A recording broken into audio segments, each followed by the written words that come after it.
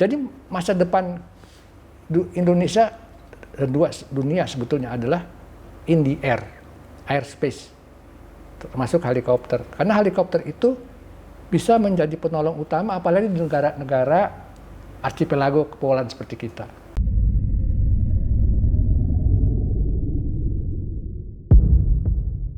Hexiators, kembali lagi bersama kami di topik Heli Expo Asia 2025.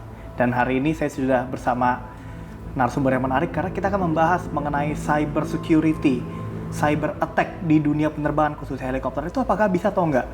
Tapi hari ini kita bersama dengan narasumbernya Bapak Cahyo Tamtomo atau Bapak Tommy Andoko PhD. Pak Tommy, apa kabar Bapak? Baik. Waduh, luar biasa Pak Tom. Ini sebelum kita lanjut nih, mungkin kita sedikit penasaran dengan background Bapak. Mungkin boleh nggak sih Pak cerita sedikit Bapak dulu tuh mudanya gimana, kok bisa mengenyam bidang cyber saat ini? Silakan. Saya dulu sebetulnya cyber itu di ujung-ujungnya. Sebelumnya itu ada digital spatial. Jadi sebenarnya belajarnya dulu permulaan itu adalah mempelajari perkembangan kota secara digital. Jadi kalau orang bilang AI sekarang dari dulu udah pakai AI. Artinya dalam perkembangan kota itu kita bisa simulasikan secara otomatis yang disebut emergence. Emergence itu kita bisa melihat perkembangan kota secara biologis, analogis, biologis. Di situ pakai AI. Karena perkembangan kota itu campur segala macam, itu bisa disimulasikan babak gitu ya. Dia berkembang seperti apa, industrinya berkembang seperti apa. Jadi dari situ. Nah, kemudian saya berlanjut kepada second degree itu di bidang security in cities, tapi digital securities. Nah, kemudian di S3-nya ya di bidang cyber security in spatial area and space. Mengarahnya kemudian ke aeronautics, kepada avionics, cyber security gitu. Jadi berujung di situ saya mempelajari lebih dalam itu mengenai the security of components of aircraft, of segala macam aspek aircraft ya, aeronautics sampai ke space, satelit itu di ujung-ujungnya. Dan itu saya pelajari di Amerika. Luar biasa. Nah, Pak Tom, berarti Pak Tom juga sempat di Inggris ya? Oke, berkecimpung juga untuk dunia helikopter, mungkin khususnya dalam penanggulangan bencana mungkin misalnya. Ya, kemudian saya dulu terlibat pada tsunami yang terbesar yaitu di Aceh kan? Iya, 2004. 2004 itu saya berangkat ke sana dengan TNI AU, dengan Hercules ya, hari kedua dan saya lain, dan sangat-sangat primitif kita pada saat itu. BNPB ada, tapi konektivitasnya nggak ada. Jadi tidak ada studi atau satellite system untuk dipakai. Nah, saya di situ ditugaskan bersama TNI AU untuk melakukan konektivitas itu. Dan itu sangat lelah. Waktu itu semua sendiri-sendiri, fragmentation jadinya, fragmented ya. Nah, untung aja ada kapal induk helikopter. Ada di situ, saya lupa namanya, tinggal lihat di Google.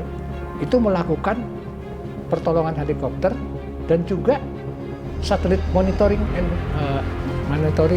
surveillance and monitoring, dan melakukan potret udara. Dari situlah helikopter bisa bergerak dengan sistem komando network centric. Kita belum kenal itu. Udara, darat, laut kita mungkin sudah tahu, tapi di dalam implementation nggak tahu. Sehingga terjadi dari situ baru mulai. Itu adiknya Pak Yusuf Kalla, saya juga lupa namanya, itu sampai sakit. Gara-gara? Karena dia bekerja terlalu keras, tapi belum tentu bekerja smart. Tapi bukan kesalahan dia juga.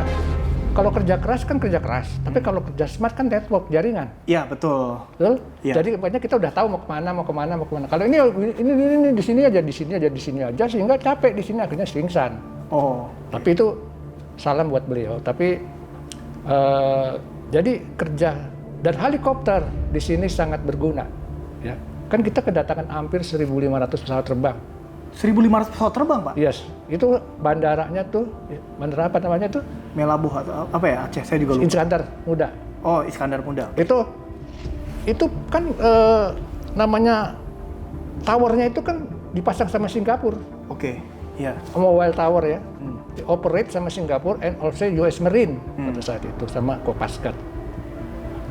Nah, itu dengan begitu dan mereka membahas software sehingga bisa membuat sebuah network centric namanya C4ISR ya kalau di dunia itu. Command Control Communication Surveillance Interconnection Intelligence itu sistemnya sehingga terpadu. Nah, di the last mile help atau the help delivery itu dilakukan oleh helikopter. Sehingga helikopter harusnya menjadi komponen utama dalam disaster diplomacy. Disaster diplomacy, helikopter jadi andalan utama. Iya, harus. Karena, tapi ada lagi juga soal kapasitannya, nanti aja kita ngomongin specification-nya. Nah, kalau terkait mengenai helikopter, ya baik maupun sipil atau swasta juga berkontribusi terhadap sistem pertahanan negara. Ini kayaknya mungkin berkaitan dengan background-nya Pak Tommy juga ya. Saya ingin tahu, seperti apa harusnya helikopter itu Pak untuk sistem pertahanan dan keamanan? Kalau gitu kita masuk ke domain namanya civil military. Oke, civil military. Civil military domains. Jadi gini, di TNI itu ada kan pertahanan negara nih, Kemhan, kemudian ke TNI. Di TNI itu ada namanya military operation other than war. Oke, MTOOW. Atau kalau bahasa Indonesianya operasi militer selain perang. Ya. Nah, helikopter swasta itu bisa masuk di situ. Oke. Dalam gerakan TNI yang bukan perang, tapi disaster management, disaster health, disaster response bersama BNPB sekarang dan daerah.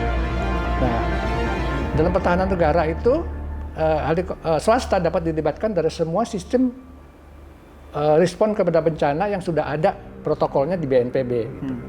Tapi itu di prakteknya belum tentu terjadi, gitu. Namanya ego sektoral dan fragmented gerak itu sehingga sendiri-sendiri. Nah, dalam pertahanan negara itu ada namanya KKIP, Komite Kebijakan Industri Pertahanan. Saya juga anggota di situ di bidang roadmap-nya ya. Nah, harusnya ada partnership dengan swasta, dengan PT DI, kita membuat helikopter yang khusus bencana. Gitu. Semua juga bisa dirubah menjadi bencana. Dan kedua, harus juga dilibatkan dalam semua pelatihan orangnya, pelatihan gabungan. Jadi intinya gabungan, collaboration. Antara swasta, civil military itu gabungan, kemudian pelatihannya, protokolnya bergerak bersama semua. Sehingga bisa menjadi gerakan yang terpadu. Kalau dulu di Aceh nggak terpadu semuanya. Itu hampir pingsan itu namanya airnav-nya tuh. ATV-nya ya? Ratusan ribuan pesawat besar dan kecil ya. Iya. Kargo dan bukan kargo. Dan rotary wing seperti biasa. Wow, luar biasa. Nah, kalau menurut Pak Tommy ya terkait dengan sejauh mana kalau menurut Pak Tommy ini total defense system atau pertahanan rakyat semesta Pak yang telah melibatkan sektor penerbangan sipil ataupun rotorcraft ini menurut Pak Tommy? Silakan. Itu pendekatannya kolaborasi lagi kan, secara rata kan. Dalam aspek pertahanan ya, helikopter bisa menjadi bagian dari pertahanan negara dalam bentuk menjadi komando cadangan. Biasanya pilot-pilotnya dikasih gelar tituler kan, seperti Deddy Corbuzier. Nah, gelar tituler itu diberikan ketika ada suatu masalah baru dikasih, karena dibutuhkan. Kalau tidak dibutuhkan nggak bisa dikasih gelar tituler itu. Nah, gelar lagi pangkat ya. Jadi harus ada a national organization and system how to use resources from the private sectors, EQ helicopters, to be involved from the beginning, dari permulaan di dalam sistem pertahanan nasional yang sisa merata ini. Untuk terutama dalam industrinya, dalam pelatihan orangnya, dan macam-macam itu. Oke, baik. Nah, Pak Tom, ini sekarang saya ingin menanyakan terhadap yang mengenai risiko cyber, Pak ya. Oke. Kita kan nih seiring meningkatnya digitalisasi juga dalam sistem helikopter modern, khususnya pada avionics-nya, Pak ya. Nah, apa sih risiko cyber terbesar yang dihadapi oleh operator saat ini kalau dari pandangan Pak Tommy? Sekarang itu kan sistemnya adalah connected airborne platform, sebutannya. Connected airborne platforms. Helikopter itu masih manned, bentar lagi ada unmanned. Nah, manned and unmanned itu harus bersatu. Nah, connected aircraft itu atau connected airborne platform itu di zaman yang akan datang akan sangat connected kepada ground and clouds Sehingga serangan kepada mereka itu mulainya di server. The attack, the cyber attack start with the server. Server di bagian apa tuh Pak? Cloud. Oke, di cloud-nya. Karena nanti di masa depan yang wireless itu, yang humanless atau admin, itu kan autonomous, itu bisa diserangnya dari server gitu. Satu, jadi dia bisa ngaco. Terus spoofing, GPS spoofing, navigasinya dibikin kacau. Dia bacanya kacau sehingga matanya mau ke sana jadi ke sini, ada ke taman musuh mamanya ya. Iya. Jadi kalau saya pikir itu serangan satu. Kedua adalah serangan actors luar di bidang MRO. Oke. Maintenance, Repair, overhauls. Itu bisa masuk komponen-komponen yang sudah ada embedded software di dalamnya. Oke. Yang malicious. Yang tidak baik. Sehingga bisa merusak command and control of the aircraft. Oke. Akhirnya bisa merusak mission of the aircraft. Beda loh. Operation of the aircraft dan operation of the mission. The mission masih accomplished, tapi di aircraft ngaco jadi missionnya kan. Nah, sehingga yang terjadi adalah kekacauan mission. Karena di dalam software yang sudah di-embedded, makanya harus ada yang disebut penetration testing di BNNS, ya, BSSN maksud saya, di BSSN itu yang memeriksa semua komponen-komponen luar negeri itu harus dikenain SNI. Oke. Di bidang komponen security atau yang kita sebut supply chain security. Oke. Nah itu harus dulu kita pernah rapat dengan BSSN mengenai itu deputi 2 tuh kayaknya. Sekarang nggak tahu gimana. Harus ada penetration test, harus ada standar. Iya. Akhirnya nongol-nongol kan namanya spare part licensing. Iya. Itu harus ada, kalau nggak. Dan kita harus mikir sekarang for tomorrow. Tomorrow is now to do it. Ya. Nah, Pak, ada nggak sih kejadian kayak dalam dunia helikopter nih, maksudnya orang terjadi sebuah insiden atau accident tuh karena ada serangan cyber atau malware gitu, Pak? Kalau sepengetahuan Pak Tom gitu ya selama ini, yang sudah-sudah gitu. Itu pernah terjadi di US Army, malah di militer dia bisa ya, Pak? diturunkan. Itu bisa dilihat di Google ya. Oke. Itu pernah terjadi di Amerika, itu. Wow. Sampai bisa dikuasai dan diturunkan. Luar biasa. Helikopter itu. Oke, nah kalau terkait pandangan masa depan nih Pak ya, mengenai standar keamanan cyber dalam industri penerbangan helikopter saat ini, untuk di masa depan yang Pak Tommy melihatnya akan seperti apa Pak, khususnya di Indonesia? Untuk Indonesia atau dunia? Indonesia dan dunia. Sebelum kita ke pertanyaan terakhir. Indonesia, kita harus punya sistem protokol standar and SOP. Oke. Dalam keamanan, yang paling penting itu adalah sebetulnya komponen. Oke. Kita tidak pernah tahu di dalam komponen itu yang kita lakukan di MRO itu, di depo-depo untuk helikopter itu aman atau tidak. Iya, karena kita terima barang jadi ibaratnya. Iya, barang Pak, jadi. Ya? Okay. Harus ada protokol mulai dari seluruh institusi-institusi cyber di Indonesia seperti BSSN dan lain-lain untuk membuat sebuah sistem early warning system. Oke. Early warning system itu adalah dalam arti kata semua komponen-komponen itu diperiksa sebelum dipakai.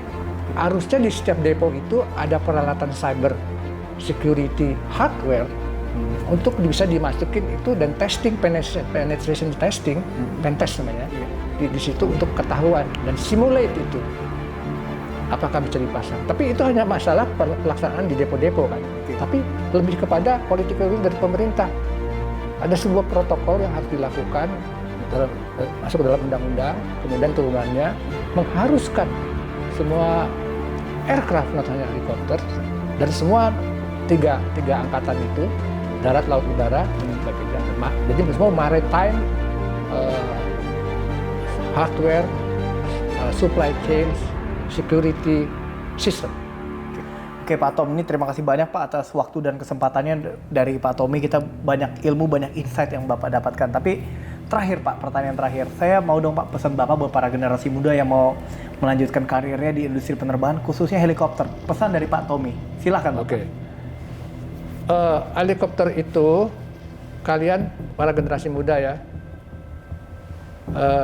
harus mengerti bahwa helikopter itu very flexible. Flexibility-nya sangat tinggi. Tapi juga berbahaya karena banyak moving parts.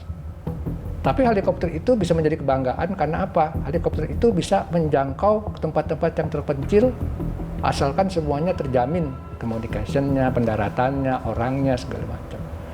Dan helikopter itu juga bisa dipakai untuk memindahkan. Gini, waktu di Palu, waktu di Palu itu helikopter pada berhenti karena kurang fuel. BBM nggak ada. Gempa di Palu.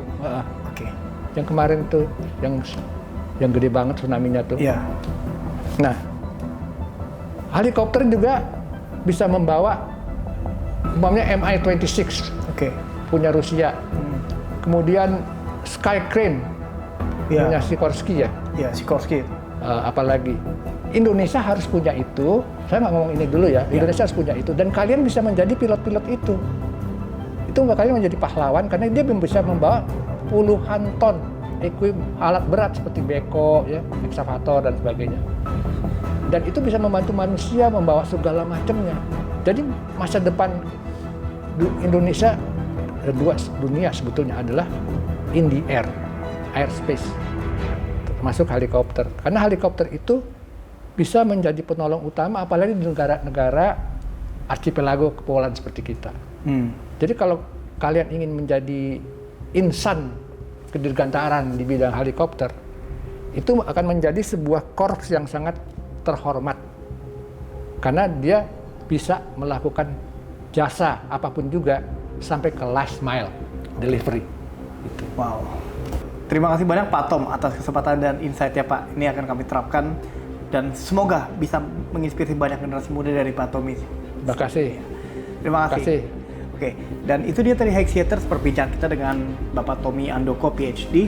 Banyak sekali insight dan pengetahuan yang selama ini belum pernah kita bahas, khususnya mengenai cyber attack dalam dunia penerbangan. Jangan lupa ketemu lagi nanti kita di Heli Expo Asia 2025 24 sampai 30 Agustus 2025 di Cengkareng Heliport.